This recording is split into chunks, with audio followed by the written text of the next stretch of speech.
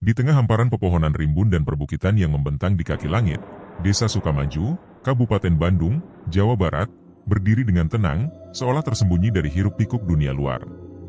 Desa ini dikenal karena tradisi konser dangdut tahunannya yang selalu meriah, menarik penonton dari berbagai desa sekitar. Namun, di balik gemerlap sorotan panggung dan alunan musik, tersembunyi kisah kelam yang membuat siapapun yang mendengarnya merinding. Gedung tua tempat konser itu diadakan menyimpan rahasia yang tak pernah benar-benar terungkap.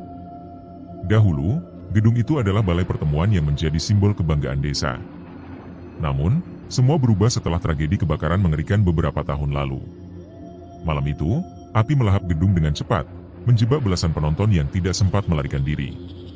Mayat-mayat yang hangus ditemukan masih duduk di kursi mereka, dan hingga kini, gedung itu dipercaya dihuni oleh arwah yang tidak pernah pergi. Setiap tahun, bisikan-bisikan misterius dan bayangan-bayangan tak wajar selalu menyertai konser, tetapi penduduk hanya menganggapnya sebagai harga yang harus dibayar untuk melestarikan tradisi. Namun, kali ini, sesuatu yang berbeda sedang menanti. Sebuah cerita baru akan tertulis di gedung tua itu, sebuah cerita yang melibatkan seorang penyanyi muda bernama Joko Mulyono dan sahabatnya, Dedi Panjaitan. Tanpa mengetahui sepenuhnya apa yang menunggu mereka, Joko melangkah masuk ke dalam desa dengan penuh semangat, percaya bahwa malam ini akan menjadi pijakan awal untuk kesuksesannya. Tapi ia tidak tahu, ada kekuatan lain yang menanti di balik tirai panggung. Sesuatu yang tidak pernah ia bayangkan sebelumnya. Malam itu, suara musik akan menjadi saksi bisu dari sebuah misteri yang menuntut nyawa. Sebelum video cerita horor ini berlanjut, ada baiknya para penonton untuk memberikan subscribe, like dan menyebarkan video ini, sehingga memotivasi kami untuk membuat cerita video yang lebih menyeramkan, menakutkan, menarik, dan memberikan pesan-pesan positif dalam berkehidupan. Selain itu, tidak lupa menyalakan gambar lonceng agar Anda menjadi penonton pertama yang mengetahui saat kami upload cerita horor terbaru yang akan menguji keberanian Anda untuk mendengarkan dan menonton video ini sendirian. Dan, selamat menonton. Seorang penyanyi dangdut muda yang tengah merintis karir, Joko Mulyono, mendapatkan kesempatan besar untuk tampil di sebuah konser dangdut yang diadakan di Desa Sukamaju, Kabupaten Bandung, Jawa Barat. Desa terpencil itu terkenal dengan konser tahunannya yang selalu berhasil menarik penonton dari berbagai desa sekitar. Walau letaknya jauh dari hiruk-pikuk kota, konser ini dianggap sebagai batu loncatan bagi banyak penyanyi muda. Namun, ada rahasia gelap yang menyelimuti gedung tempat konser diadakan. Gedung tua itu dikenal dengan kisah-kisah horor yang membuat bulu kuduk meremang. Gedung konser itu dulunya adalah balai pertemuan megah yang menjadi pusat kegiatan masyarakat desa. Namun, sebuah tragedi mengerikan terjadi beberapa tahun silam. Saat sebuah konser besar berlangsung, kebakaran melanda gedung itu dan menewaskan belasan penonton. Beberapa dari mereka tidak sempat menyelamatkan diri dan ditemukan terpanggang di kursi-kursi penonton. Sejak saat itu, warga sekitar percaya bahwa arwah mereka tidak pernah benar-benar meninggalkan gedung. Mereka sering muncul, terutama saat ada suara musik atau keramaian. Meski begitu, Joko tetap memutuskan untuk menerima tawaran tersebut. Baginya, kesempatan ini terlalu besar untuk dilewatkan. Nama besar bisa diraihnya jika ia berhasil tampil memukau. Ia tak peduli dengan cerita-cerita seram itu. Dengan penuh semangat, ia mengajak sahabatnya, Dedi Panjaitan, seorang pemain kendang, untuk menemaninya. Bersama mereka menuju Desa Sukamaju, berbekal keyakinan bahwa mereka akan memberikan penampilan terbaik. Ketika mereka tiba di desa pada sore hari, suasana terasa cukup bersahabat. Penduduk menyambut mereka dengan senyum ramah, tetapi beberapa warga memperingatkan Joko agar berhati-hati di gedung konser nanti malam. Jangan macam-macam, Mas. Kalau dengar sesuatu yang aneh, abaikan saja, kata seorang pria tua dengan nada serius. Dedi hanya tertawa kecil mendengar peringatan itu, sementara Joko berusaha mengabaikan rasa tidak nyaman yang mulai merayap di benaknya. Saat malam mulai merambat, mereka menuju gedung konser yang terletak di tepi desa. Gedung itu tampak usam dan suram dalam balutan cahaya redup lampu-lampu kecil. Ket dindingnya mengelupas, dan jendela-jendela tua berderik tertiup angin. Begitu mereka melangkah masuk, udara terasa berubah. Udara yang tadi hangat berubah dingin menusuk, seolah-olah seluruh panas diserap oleh kegelapan yang mengintai di sudut-sudut ruangan. Di dalam gedung, panggung besar tampak berdiri megah meskipun terlihat usang. Kursi-kursi penonton yang berbaris rapi menyiratkan kesan bahwa tempat ini pernah menjadi kebanggaan desa. Namun, saat Joko melangkah lebih jauh, ia merasakan keanehan. Lantainya berderak seolah-olah memprotes setiap langkah mereka. Dedi mencoba mencairkan suasana dengan bercanda, tetapi tawanya terdengar aneh, terpantul-pantul seperti ditelan oleh kehampaan ruangan. Ketika mereka mulai menyiapkan alat musik, sesuatu yang aneh terjadi. Joko merasa ada sepasang mata yang mengawasi mereka dari kejauhan. Ia menoleh ke arah kursi penonton, tetapi tidak melihat siapapun di sana. Apa aku cuma berimajinasi? Pikirnya, mencoba mengusir rasa takut yang mulai menjalari pikirannya. Namun, rasa dingin di tengkuknya tak kunjung hilang. Beberapa menit kemudian, saat Dedi memukul kendang untuk mengecek suara, gema pukulan itu terdengar jauh lebih keras daripada seharusnya. Bahkan, ada gema kedua, seperti ada orang lain yang menirukan suara kendangnya. Mereka saling berpandangan, dan Dedi berkata dengan nada bercanda, ya mungkin gedung ini memang punya akustik yang bagus. Tapi Joko tidak tertawa. Ia yakin ada sesuatu yang tidak beres. Tiba-tiba, salah satu lampu di atas panggung berkedip-kedip sebelum akhirnya padam. Ruangan menjadi lebih gelap, meninggalkan mereka hanya dengan cahaya redup dari beberapa lampu di dinding. Suara langkah samar terdengar di belakang mereka. Joko dan Dedi serempak menoleh, tetapi tidak ada siapapun di sana. Apa tadi ada yang masuk? Bisik Joko dengan suara bergetar. Dedi hanya menggeleng, tetapi raut wajahnya mulai menunjukkan ketakutan. Malam semakin larut, dan suasana gedung semakin mencekam. Meski diliputi rasa takut, Joko berusaha keras untuk tetap fokus pada tujuannya. Ia yakin ini adalah ujian keberanian yang harus ia lewati. Namun, di dalam hatinya, ia bertanya-tanya, apakah ia bisa melewati malam ini dengan selamat? Suara angin yang meraung-raung di luar gedung terdengar seperti bisikan-bisikan, seolah-olah ada sesuatu yang mencoba berkomunikasi dari dunia lain. Ketika jam menunjukkan waktu konser hampir dimulai, Joko melirik ke arah pintu masuk. Perlahan-lahan, para penonton mulai berdatangan. Namun, di antara wajah-wajah itu, Joko melihat sesuatu yang aneh.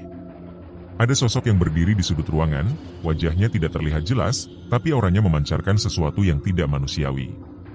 Ia mengalihkan pandangannya sejenak, tetapi saat kembali melihat, sosok itu sudah menghilang.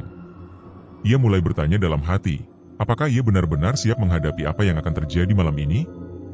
Malam itu, penonton mulai berdatangan, memenuhi gedung tua yang meski tampak usang, masih berdiri kokoh.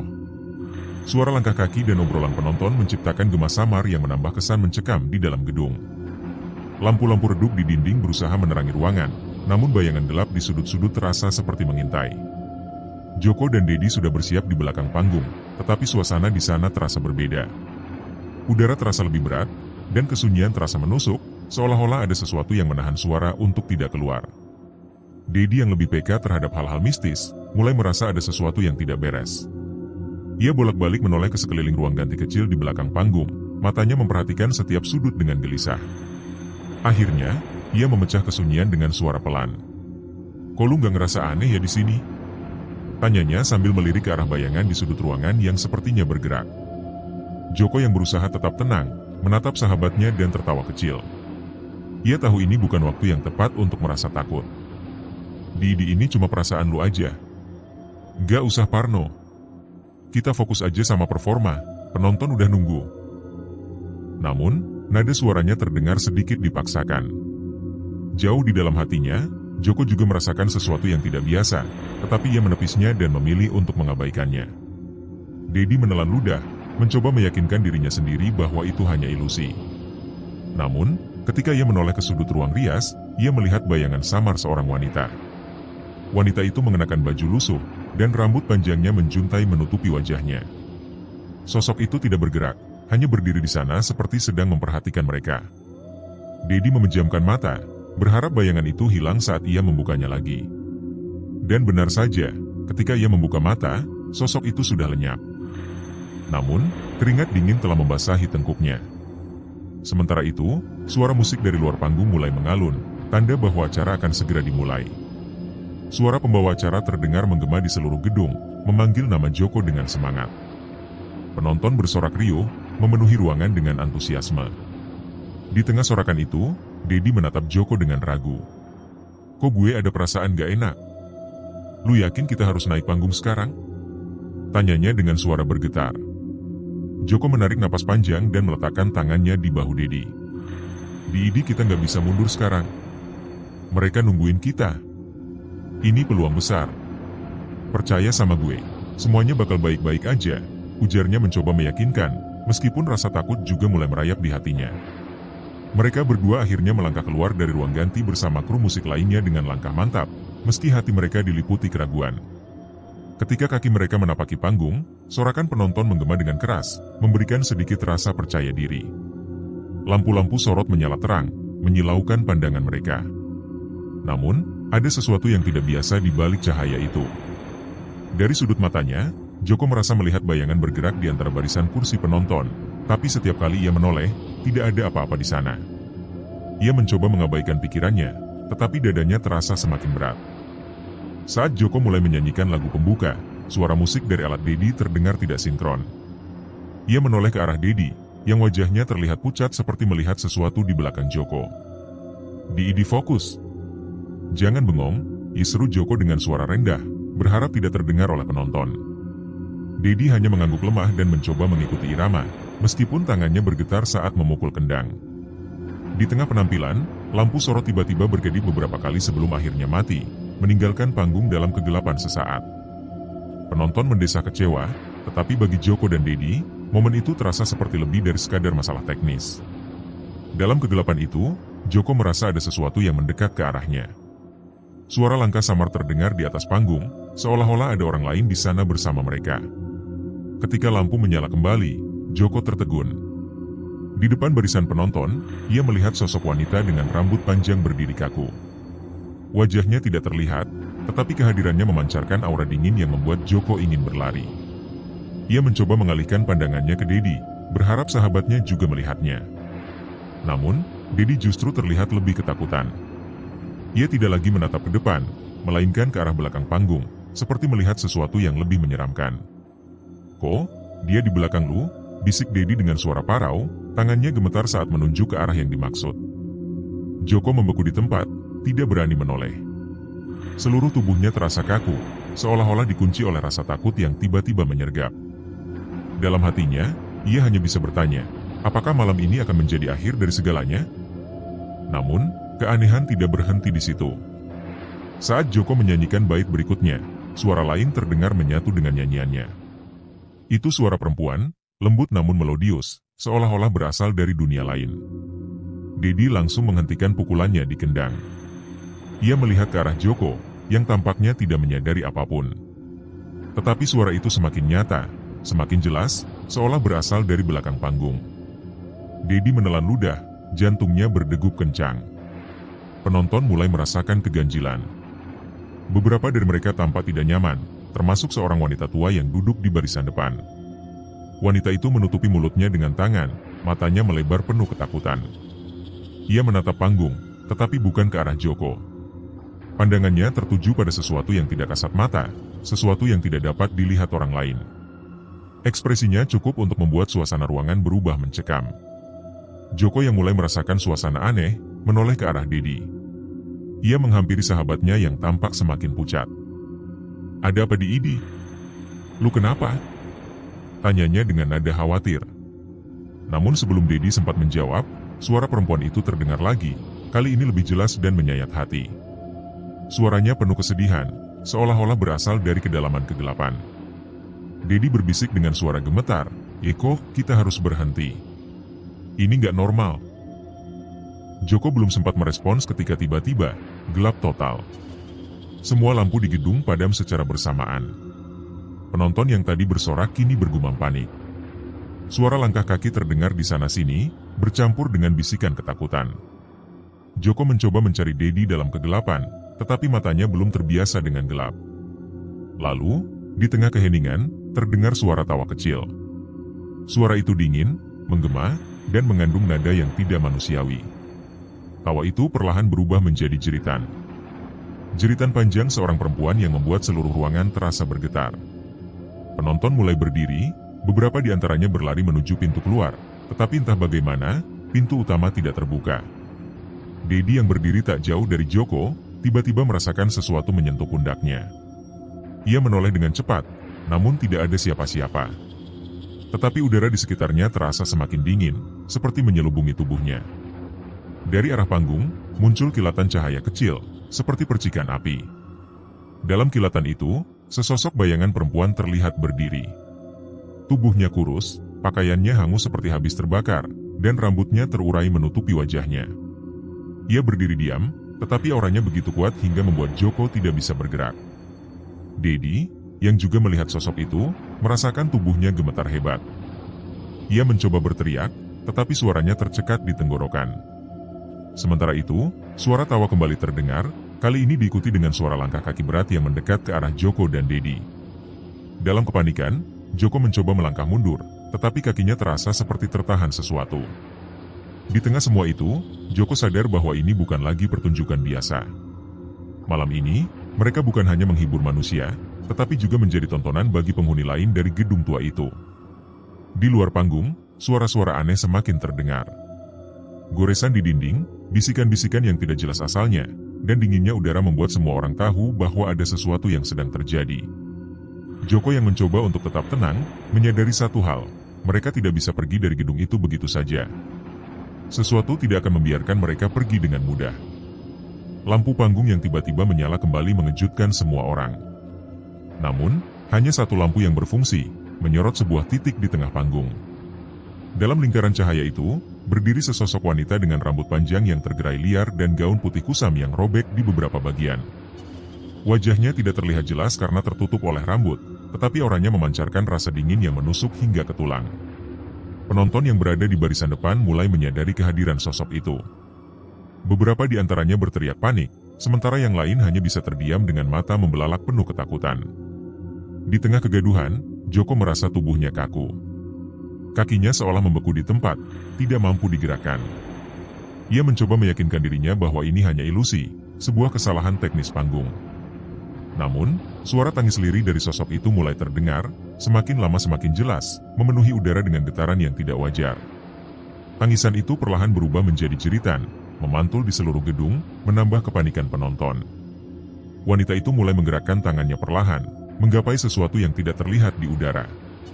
Ketika rambutnya tersibak sedikit, tampak wajahnya pucat seperti mayat, dengan mata hitam kosong yang tidak memantulkan kehidupan. Tiba-tiba ia membuka mulutnya, dan suara berat yang tidak seharusnya berasal dari tubuh kecil itu terdengar memenuhi ruangan. Kalian mengambil nyawa yang tidak pernah kalian kembalikan. Suaranya menggema dengan nada penuh dendam, membuat suasana semakin mencekam. Dedi yang berada di belakang dengan kendangnya, tidak mampu lagi menahan rasa takutnya. Ia menjerit keras dan jatuh terduduk. Matanya menatap sosok itu dengan horor, dan tangannya berusaha meraih Joko. "Kok? Kita harus pergi sekarang," teriaknya, meskipun ia tahu pintu keluar sudah terkunci. Keringat dingin mengucur deras di wajahnya, sementara tubuhnya bergetar hebat. Sementara itu, Joko masih terjebak dalam ketakutan yang membuat tubuhnya kaku. Ia mencoba memfokuskan pikirannya untuk bergerak, tetapi tidak ada yang berhasil. Sosok wanita itu mulai melangkah maju perlahan, suara langkahnya terdengar seperti retakan tulang. Setiap kali ia mendekat, udara di sekitar panggung terasa semakin dingin, seolah-olah menarik kehangatan dari semua orang yang ada di dalam gedung. Penonton di barisan belakang mencoba membuka pintu keluar dengan paksa. Namun, pintu-pintu itu tidak bergerak sedikit pun, seolah-olah disegel oleh kekuatan tak kasat mata. Jeritan mereka memenuhi ruangan, menciptakan harmoni mengerikan dengan tangisan wanita di panggung. Beberapa penonton bahkan mulai memanjat jendela, tetapi kaca-kaca itu terasa seperti baja, mustahil untuk dipecahkan. Tiba-tiba suara jeritan wanita itu berhenti. Hening. Begitu sunyinya hingga suara napas panik penonton terdengar jelas. Dalam keheningan itu, wanita itu mengangkat wajahnya sepenuhnya. Mata kosongnya kini tertuju langsung pada Joko. Mulutnya yang semula tertutup perlahan terbuka, tetapi bukan suara manusia yang keluar. Sebuah raungan panjang, seperti suara api yang membakar sesuatu, terdengar mengguncang gedung. Lantai panggung mulai bergetar hebat, membuat beberapa peralatan musik jatuh berantakan. Dedi yang masih terbaring di belakang berusaha bangkit, tetapi guncangan itu membuatnya kehilangan keseimbangan. Wanita itu tidak berhenti menatap Joko, seolah-olah ia adalah target utama dari amarahnya. Joko merasakan dadanya semakin berat, napasnya sesak, seperti ada sesuatu yang mencengkeram jiwanya. Di antara raungan itu, terdengar suara lain, suara anak kecil yang samar-samar memanggil nama Joko. Joko! Suara itu datang dari segala arah, membuatnya semakin bingung dan takut. Ia memejamkan mata, berharap semua ini hanya mimpi buruk.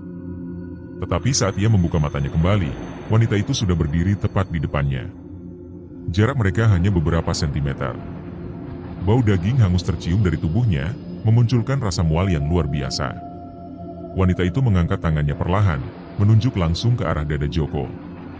Dengan suara pelan namun penuh amarah, ia berkata, "Dibayar hutang kalian atau kalian akan tinggal di sini selamanya." Tubuh Joko merasakan gelombang dingin yang mematikan, dan dalam hatinya ia sadar, mereka tidak akan dibiarkan pergi dengan mudah, kecuali jika mereka memenuhi tuntutannya. Di tengah kekacauan yang melanda gedung, seorang lelaki tua tiba-tiba berlari ke arah panggung. Tubuhnya gemetar, dan wajahnya menyiratkan rasa takut yang dalam. Ia tampak seperti seseorang yang tahu lebih banyak tentang kejadian malam itu dibandingkan siapapun di ruangan itu. Maafkan kami, tolong hentikan ini." Teriaknya dengan suara serak, mengarah pada sosok wanita yang berdiri di bawah sorot lampu. Wanita itu, yang tadinya menatap Joko dengan tajam, perlahan mengalihkan pandangannya ke arah lelaki tua tersebut. Gerakan kepalanya terasa kaku dan tidak manusiawi, seperti sebuah boneka yang diputar oleh tangan tak terlihat. Ia memiringkan kepalanya sedikit, dan suara berat keluar dari mulutnya. "Nyawa harus dibayar dengan nyawa, kalian semua adalah bagian dari dosa itu," ujarnya dengan nada rendah yang menggema di seluruh ruangan. Lelaki tua itu jatuh berlutut di depan panggung, air matanya bercucuran. Ia terus mengulang kata-kata yang sama, memohon belas kasihan. Kami tidak tahu apa yang terjadi dulu, tolong," isaknya, tetapi wanita itu tidak menunjukkan tanda-tanda iba. Sebaliknya, udara di dalam gedung mulai terasa semakin berat. Penonton yang masih terjebak di dalam gedung berjuang bernapas, sementara beberapa di antaranya mulai pingsan di tempat. Dedi yang masih duduk di atas panggung dengan tubuh gemetaran, mencoba memahami apa yang sedang terjadi. Matanya terpaku pada lelaki tua itu, tetapi pikirannya kacau, tidak mampu menyusun logika dari teror yang sedang berlangsung. Ia ingin bangkit, tetapi tubuhnya terasa lumpuh oleh ketakutan. Dari sudut matanya, ia melihat wanita itu mulai mendekati lelaki tua tersebut. Langkahnya pelan, namun memancarkan ancaman yang tidak bisa diabaikan. Joko yang sebelumnya hanya bisa berdiri kaku, tiba-tiba merasa tubuhnya kembali bisa digerakkan. Ia tidak tahu bagaimana, tetapi rasa takut yang menahan tubuhnya seolah sedikit mereda. Tanpa berpikir panjang, ia meraih Dedi yang masih terpaku di tempat. "Di kita harus pergi sekarang," desisnya, menarik tangan sahabatnya dengan panik. Namun, gerakan itu terasa berat, seolah ada sesuatu yang menahan mereka. Sementara, wanita itu sudah berdiri tepat di depan lelaki tua yang masih berlutut. Sosoknya tampak semakin jelas di bawah sorot lampu yang terus berkedip. Kulitnya retak seperti porselen tua, dan dari celah-celah retakan itu keluar cairan hitam pekat yang mengeluarkan bau hangus. Ia mengulurkan tangannya ke arah lelaki tua itu, dan ketika jari-jarinya hampir menyentuh kepala lelaki itu, tiba-tiba lampu kembali padam. Kegelapan melanda ruangan sekali lagi. Jeritan panik penonton memenuhi gedung, tetapi kali ini suara lain bergabung. Tawa dingin dan seram yang telah terdengar sebelumnya kembali muncul, namun kali ini lebih dekat, seolah-olah berasal dari berbagai sudut ruangan sekaligus. Joko dan Dedi berhenti bergerak, telinga mereka menangkap suara langkah berat yang mendekat dari belakang. "Tolong! Tolong kami!" teriak seseorang dari arah penonton. Namun, tidak ada jawaban selain tawa wanita itu yang semakin menggelegar. Di tengah kegelapan, Joko merasa sesuatu menyentuh bahunya. Ia menoleh dengan cepat, tetapi tidak ada siapapun di sana. Hanya udara dingin yang menyelubunginya, membawa aroma tanah basah bercampur darah. Ketika lampu tiba-tiba menyala kembali, mereka berdua menyadari bahwa mereka bukan lagi di atas panggung.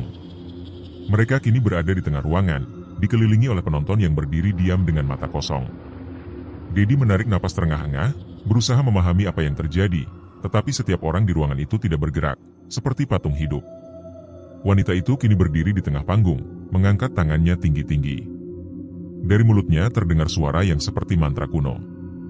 Dinding gedung mulai bergetar, dan suara jeritan-jeritan lain muncul dari tempat yang tidak terlihat. Joko sadar, mereka tidak hanya menghadapi sosok wanita itu, tetapi juga sesuatu yang lebih besar, lebih gelap. Ia menggenggam tangan Dedi erat-erat, dan dalam hati, ia bertanya, apakah mereka akan keluar dari gedung ini hidup-hidup? Ketika lampu menyala kembali, keheningan yang mencekam menyelimuti gedung. Tidak ada lagi sorakan penonton, tidak ada suara langkah panik, bahkan tidak ada tanda-tanda kehidupan. Joko dan Dedi berdiri terpaku di atas panggung, tubuh mereka gemetar dan dipenuhi keringat dingin. Mata mereka menyapu seluruh ruangan, tetapi yang terlihat hanyalah deretan kursi kosong yang memancarkan aura sunyi yang menyeramkan. "Di apa yang terjadi barusan?" tanya Joko dengan suara bergetar. Ia mencoba tetap tenang, tetapi nada suaranya mengkhianati rasa takut yang mendalam. Dedi tidak menjawab. Matanya terlihat kosong, seperti menatap ke sesuatu yang jauh di luar pemahaman. Ia berdiri kaku, seolah-olah tubuhnya telah kehilangan jiwa. Joko mengguncang bahunya, mencoba menyadarkannya, tetapi Dedi hanya berdiri diam seperti boneka. Berusaha mengendalikan rasa takut, Joko melangkah perlahan ke arah pintu keluar. Ia mencoba membuka pintu utama, tetapi gagangnya tidak bergerak sama sekali, seolah-olah pintu itu menyatu dengan dinding. Ia mencoba pintu lain, tetapi hasilnya sama. Rasa panik mulai melanda, membuat napasnya semakin tersengal. "Ini nggak mungkin, kita harus bisa keluar dari sini." Gumamnya keras, seolah mencoba meyakinkan dirinya sendiri. Di tengah keheningan, sebuah suara lirih terdengar. Suara itu melengking kecil seperti bisikan angin, namun perlahan semakin jelas. "Kalian tidak akan pernah pergi." Joko menoleh dengan cepat ke arah panggung. Dan di sana, di tengah-tengah lampu sorot yang kembali menyala, wanita itu berdiri lagi. Sosoknya tidak bergerak, hanya menatap Joko dengan pandangan yang menusuk. Wajahnya yang pucat kini terlihat lebih menyeramkan, retakan-retakan di kulitnya mengeluarkan asap tipis berwarna hitam. Matanya yang kosong terasa seperti lubang tak berdasar, menghisap setiap keberanian yang tersisa dalam diri Joko. Wanita itu perlahan mengangkat tangannya, menunjuk langsung ke arah mereka. "Kalian tidak akan pernah bisa pergi," ulangnya dengan nada yang lebih dalam dan mengerikan. Dedi, yang tadinya diam, tiba-tiba terjatuh ke lantai. Ia menggeliat seperti seseorang yang sedang mengalami mimpi buruk. Suara erangan keluar dari mulutnya, dan ia mulai meremas rambutnya sendiri, seolah-olah mencoba mengusir sesuatu yang tidak terlihat. Joko panik, mencoba menolong Dedi, tetapi tubuh sahabatnya terasa dingin seperti es. Di Idi, bangun Di Idi, teriak Joko, tetapi Dedi tidak merespons. Tiba-tiba, wanita itu mulai melangkah maju. Setiap langkahnya mengeluarkan suara berderak, seperti tulang yang patah. Udara di dalam gedung semakin dingin, dan setiap napas yang diambil Joko terasa seperti menusuk paru-parunya. Langkah-langkah wanita itu semakin cepat, tetapi ia tidak terlihat seperti berjalan, lebih seperti meluncur mendekati mereka. Joko merasakan kakinya mulai melemah, seluruh tubuhnya ingin berlari tetapi tertahan oleh rasa takut yang luar biasa. Ketika wanita itu akhirnya berdiri hanya beberapa meter dari mereka, lampu panggung kembali padam. Kegelapan total menyelimuti ruangan. Namun, suara napas wanita itu terdengar jelas, berat dan serak, seolah berada tepat di belakang telinga Joko. Ia mencoba berteriak, tetapi suaranya tidak keluar.